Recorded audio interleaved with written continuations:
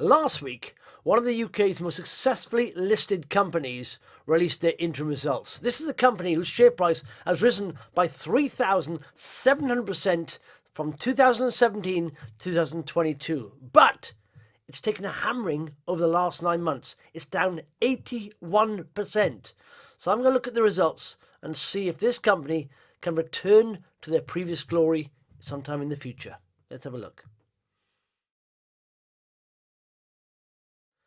That company is FUTR PLC, ticker FUTR. And there's a chart at 38.39 quid back in August 2022.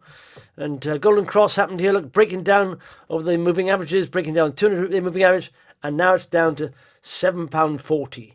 81% in 9 months. Wow. So what do? You've probably used one of FUTR's websites, okay? They've got about 250 different websites, quite well known. Here's a summary of some of them. Tom's Guide, Smart Brief, Marie Claire, Country Life, Tech Radar, PC Gamer, Cinema Blend, Homes and Gardens, Space.com, Go Compare, which is widely advertised in the UK, of course, a comparison site, Wallpaper, Cycling News, and it goes on. And you can go through all those, and there's loads of them, okay? Now, if you go back to the front page here, and we scroll down, we see interim results here, but we see John, new CEO, John Steinberg, and he's got a good track record in digital media. He's been on Daily Mail, Cheddar, he's helped launch, and he's bringing in his own guys here. And what's very interesting about John here is that he's putting his money where his mouth is. Not long after the results came out, he bought 90,000 shares at £8.86, which equates to £802,000. So he's putting his money where his mouth is. And as a new CEO, and you put a lot of money in, it's your reputation at stake, you know.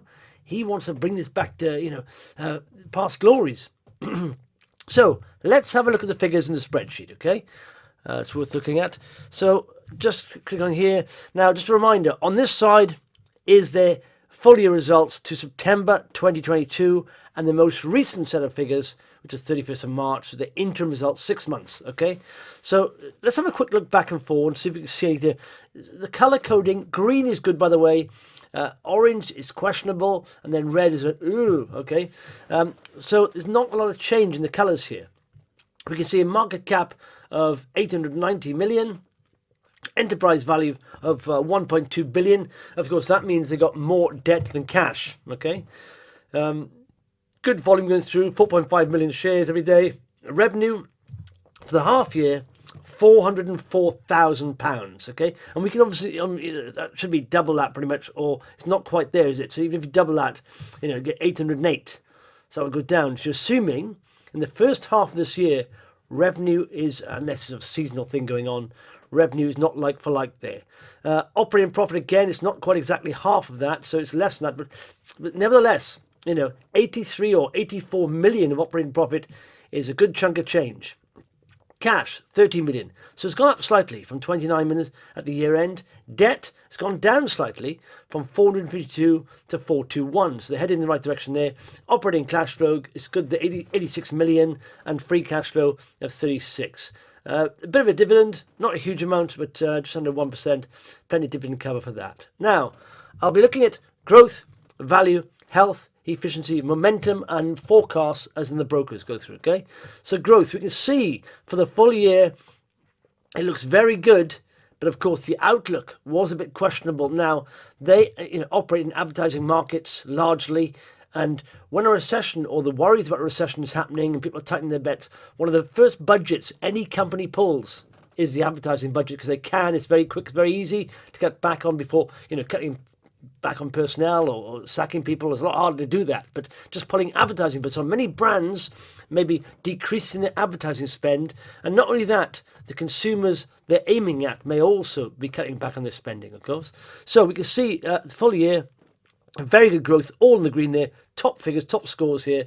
And then this year, for the half H1 of 2023, it's flat top line pretty much, and everything else has gone down growth-wise. Still generating profits, but the growth has gone down. There's less than there was this time comparing to H1 in the previous year.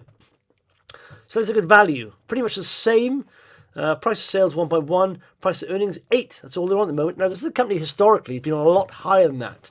Historically, I was looking back, and they're on like sort of double digits, 20, 30s, even 60s. So that's come down massively. So you should say historically, that's a decent PE. Good value. Price to book, they are below net assets. Whether the net assets are at just over $1 billion, and their market cap is 8 or 9, but they've got a bit of debt there though. So, but nevertheless, EBITDA 5, it's not a stretch, and price of free cash flow 12.36. I said before, a net increase in cash, which is good for H1 because it wasn't last time, but they've got a net debt position of 390. I mean, it's basically get the cash, take the debt off, and that's what you got. So how well can they cover that debt? 2.5 years of operating profit will cover that debt. So ideally, I want to be below 2 years. Ideally, no debt, but they are using a debt. They do use an acquisition model, a merger acquisition, and they use debt to do that, and operating cash flow as well. So current ratio isn't too bad. Can their current assets cover their current liabilities?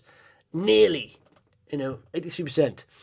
Quick ratio, that's where can cash cover current liabilities? No. Can't.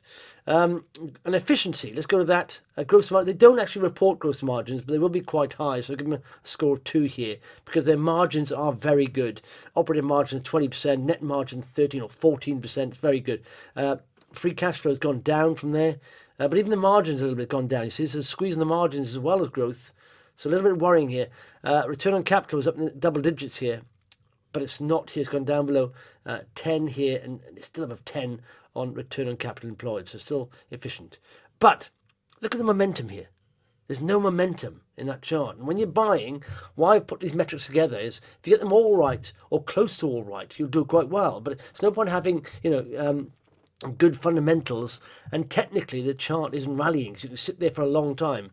And the forecasts look good. Let's just look at that.